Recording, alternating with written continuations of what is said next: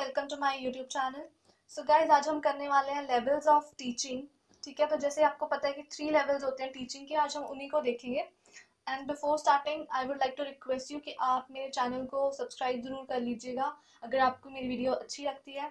ठीक है, और बेल आइकन पे भी प्रेस कर लेना। और एक और चीज़, मेरी जितनी भी वीडियोज़ हैं उनको लाइक ज़रूर किया करो, बिकॉज इससे आई फील मोटिवेटेड और मैं ज़्यादा से ज़्यादा वीडियोज़ अपलोड करने की कोशिश करूँगी। ठीक है, तो चलिए आप स्टार्ट करते हैं। ये है 3 लेवल्स टीचिंग के। तो इसमें सबसे पहला आता है मेमोरी लेवल ऑफ टीचिंग। ठीक है, तो इसे बोला जाता है लीस्ट थॉटफुल, या फिर हम इसे थॉटलेस भी बोल सकते हैं। ठीक है, तो बेसिकली मेमोरी लेवल में क्या होता है, जो स्टूडेंट्स होते हैं वो चीज़ों को मेमोराइज करने लग जाते हैं। बेसिकली जैसे आप ये देखो, जब जो बच्चे छोटे होते हैं, जब बच्चे वो स्कूल में जाने लगते हैं, ठीक है, तो उन्हें क्या, जैसे पॉइम्स सिखाते हैं। अब पॉइम्स क्या करते हैं, वो रट्टा लगा लेते हैं उस पॉइम को, मतलब भले उन्हें उसका मतलब नहीं पता, पर वो क्या करते हैं, उसको रट्टा लगा लेते हैं। तो दैट इज कॉल्ड मेमोराइज कर लेते हैं उस पोइम को, तो इसे उसे बोला जाता है memory level. Next one is understanding level. इसे बोला जाता है थॉटफुल, मतलब क्यों, क्योंकि इसमें क्या होता है, जो बच्चे हैं वो क्या करने लगते हैं, चीज़ों को अंडरस्टैंड करने लग जाते हैं। ठीक है, जैसे कि कुछ 5th 6th स्टैंडर्ड के बच्चे होते हैं, ठीक है, उस तब वो क्या करते हैं, थोड़ा थोड़ा उन्हें चीज़ें समझ आने लग जाती हैं। वो क्वेश्चंस पुट करते हैं कि अच्छा ऐसा क्यों हुआ, ये क्यों हुआ, ऐसे क्यों नहीं हुआ। ठीक है, तो उसे बोलते हैं understanding level. And last one is reflective level, which is called most thoughtful. क्यों? बिकॉज इसमें क्या होता है, जो स्टूडेंट्स हैं वो, उनको जो भी प्रॉब्लम्स आती हैं वो उसका खुद खुद सॉल्यूशन फाइंड करने की कोशिश करते हैं, इसलिए सब बोला जाता है it is a reflective level of teaching.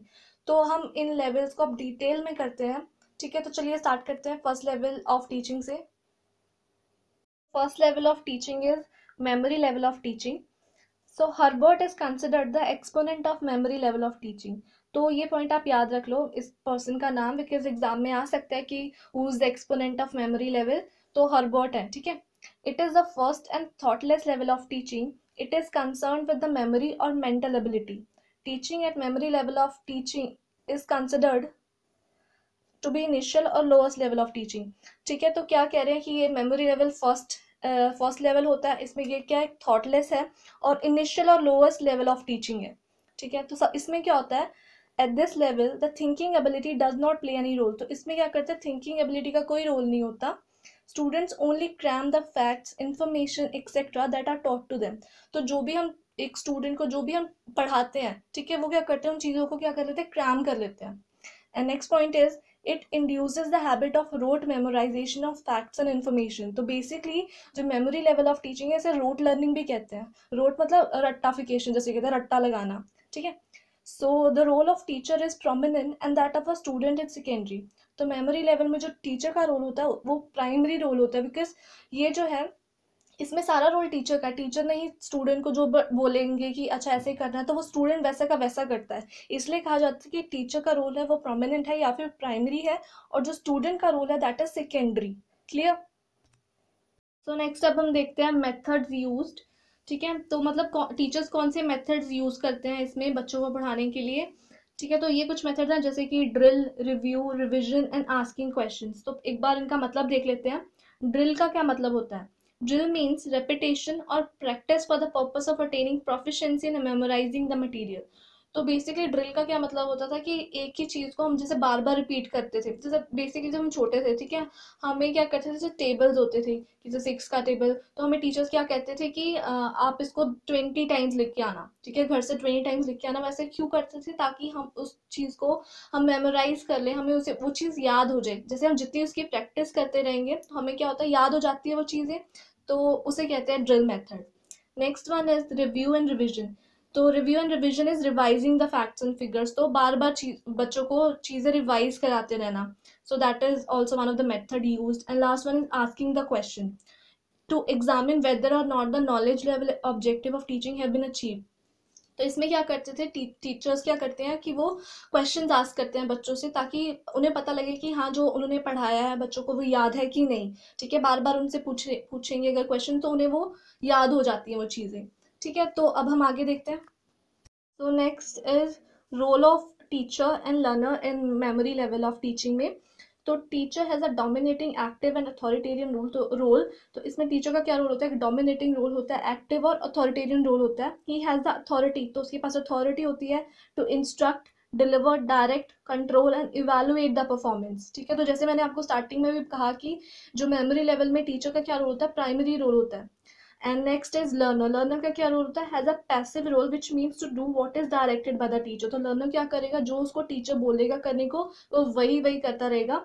No understanding is applied by the learner. Learner अपनी मतलब कुछ भी अंडरस्टैंडिंग नहीं अप्लाई करता है, बस जैसा टीचर बोलेगा वो एग्जैक्टली वैसा करेगा। ठीक है, तो ये था role of teacher and learner. So next अब हम देखते हैं evaluation system.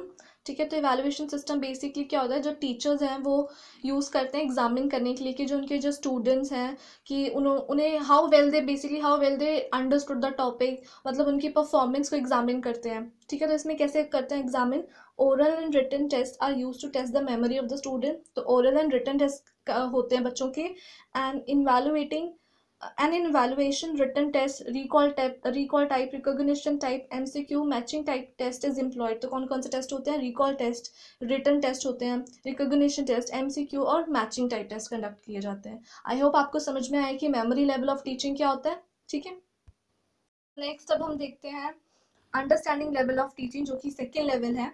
So Morrison is the main exponent of understanding level of teaching. तो जैसे कि मेमोरी लेवल में कौन था, हर्बर्ट, तो वैसे ही जो अंडरस्टैंडिंग लेवल ऑफ टीचिंग का एक्सपोनेंट कौन है, मॉरिसन। ठीक है, तो आप इसको भी याद कर लेना। The teaching at the understanding level is of a higher quality than the one at the memory level. It is more useful and thoughtful from the point of view of the mental capability. तो basically understanding level का ये एक thoughtful process है। ठीक है, and इसमें क्या होता है, एट दिस लेवल पीपल मतलब students understand the journalisation principles and factors. इसमें क्या करते हैं, जो स्टूडेंट्स हैं वो अंडरस्टैंड करने लग जाते हैं थियोरीज को, उनकी जर्नलाइजेशन को अंडरस्टैंड करने लग जाते हैं। Here the students do not learn by rote, they learn by understanding the facts and information and their use and purpose। तो क्या कह रहे हैं, इसमें रोट लर्निंग नहीं होती है, इसमें क्या करते हैं स्टूडेंट्स अंडरस्टैंड करते हैं फैक्ट्स एंड इन्फॉर्मेशन और उनके यूजेस क्या है, उनके पर्पस क्या है, हम क्यों पढ़ रहे हैं उनको। ठीक है, and next is it is memory plus insight as it goes beyond just memorization of a fact। तो अंडरस्टैंडिंग लेवल को मेमोरी प्लस इंसाइट भी कह देते हैं। ठीक है, ये इंपॉर्टेंट है। तो मेमोरी मतलब memory level of teaching plus इस इंसाइट भी क्या, इसमें एक इंसाइट का मतलब होता है डीप अंडरस्टैंडिंग। ठीक है, तो अंडरस्टैंडिंग लेवल में क्या होता है, मेमोरी भी होता है प्लस इंसाइट भी होता है। ठीक है, सो इसमें क्या होता है, discussions, demonstration and lecture methods are used in this method. तो कौन कौन से मेथड यूज किए जाते हैं इसमें, डिस्कशन मेथड यूज करते हैं जो टीचर्स है बेसिकली वो एक डिस्कशन, डेमोन्स्ट्रेशन, लेक्चर मेथड्स को यूज किया जाता है अंडरस्टैंडिंग लेवल ऑफ टीचिंग में। Clear. So next is what is the role of teacher and learner in understanding level. तो बेसिकली इसमें टीचर और लर्नर का क्या रोल होता है, teacher is a prominent figure not so dominating and authoritarian. तो basically जो अंडरस्टैंडिंग लेवल में जो टीचर का रोल होता है वो ना तो डोमिनेटिंग होता है ना ही अथॉरिटेरियन होता है, जो कि मेमोरी लेवल में होता था। ठीक है, and the role of learner is not passive, he may put questions to clarify his doubt. तो जो लर्नर होता है वो पैसिव लर्नर नहीं होता, वो मतलब क्या करता है, इसमें आप क्वेश्चंस पुट करता है, जो भी उसको डाउट्स होते हैं उसकी क्लैरिटी लेता है। ठीक है, एंड वन मोर थिंग, जैसे कि हमने मेमोरी लेवल में देखा था कि जो टीचर है उसका प्राइमरी रोल होता है और जो स्टूडेंट है या जो लर्नर है उसका सेकेंडरी रोल होता है। लेकिन अंडरस्टैंडिंग लेवल में ऐसा कुछ नहीं है, अंडरस्टैंडिंग लेवल में दोनों का इक्वल रोल होता है, मतलब दोनों का हम कह सकते हैं दोनों का प्राइमरी रोल होता है। Clear. Next one is evaluation method. सो इसमें कौन सा इवेल्युएशन मेथड यूज होता है, beside asking questions for oral testing written testing should be conducted. तो इसमें ना ओरल टेस्टिंग नहीं होती है, इसमें कैसे टेस्ट होता है, रिटन टेस्ट कंडक्ट किया जाता है। The evaluation method include both essay and objective type question. तो इसमें कौन से क्वेश्चन पुट कैसे क्वेश्चन पुट करते हैं, ऐसे या फिर objective type question, basically evaluate करने के लिए स्टूडेंट्स को। क्लियर। तो अब हम देखते हैं हमारा जो लास्ट बचा है level which is reflective level. तो देखते हैं रिफ्लेक्टिव लेवल ऑफ टीचिंग क्या होता है। नाउ अब लास्ट लेवल कौन सा है टीचिंग का, विच इज रिफ्लेक्टिव लेवल। तो Hunt is the main exponent of reflective level of teaching. तो इसके एक्सपोनेंट कौन है, Hunt. It is the highest level of teaching and it includes both ULT and MLT, मतलब understanding level and memory level. तो reflective level में ये दोनों include होते हैं। ठीक है, at this level the students are made to face a real problematic situation. The student, by understanding the situation and using the critical abilities, succeed in solving the problems। तो reflective level में क्या होता है, जो students हैं उनको real जो situation है, रियल सिचुएशन को वो फेस करते हैं। ठीक है, खुद ही उनके सोल्यूशन फाइंड करते हैं। ठीक है, and next is the role of teacher in this level is democratic. He does not force knowledge on the students. Students occupy the primary place and teachers occupy the secondary place. तो इसमें teacher का role क्या होता है, democratic role होता है, and इसमें जो स्टूडेंट्स है उनका प्राइमरी रोल होता है और टीचर का सेकेंडरी रोल होता है। Clear? And it is called problem centred approach. इसे प्रॉब्लम सेंटर्ड भी problem centred approach of teaching भी कहा जाता है। वाई? बिकॉज इसमें जो स्टूडेंट्स हैं उनको एक्चुअल में रियल लाइफ में प्रॉब्लम्स जो अराइज होती हैं, ठीक है, ये उनको फेस करते हैं और उनके सॉल्यूशंस फाइंड करते हैं, इसलिए इसे कहा जाता है it is a problem centred approach of teaching. Clear? Just look at this picture.